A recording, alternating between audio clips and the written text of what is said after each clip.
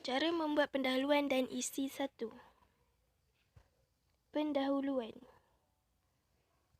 Jenis-jenis pendahuluan karangan. Pendahuluan jenis definisi. Kedua, panduan jenis pendapat. Pendahuluan jenis suasana. Pendahuluan jenis persoalan. Pendahuluan jenis peribahasa. Pendahuluan puisi dan pendahuluan gabungan.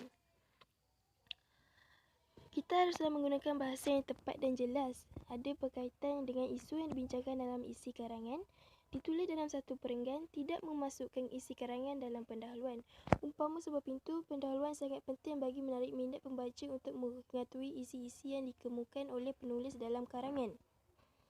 Apakah ciri-ciri pendahuluan yang baik?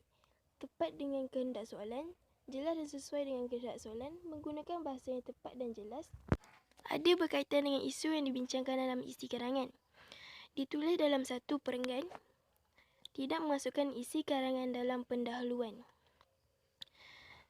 Di sini saya menyediakan contoh pendahuluan yang saya telah buat.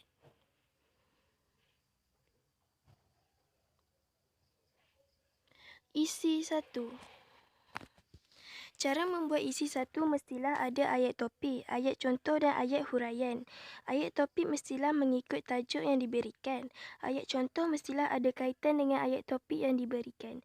Ayat huraian ialah kita haruslah menghuraikan dari ayat contoh tadi. Kita juga boleh memasukkan ungkapan menarik seperti peribahasa dan sebagainya. Dan boleh juga masukkan kosakata imlah yang sesuai untuk menarikkan lagi karangan kita.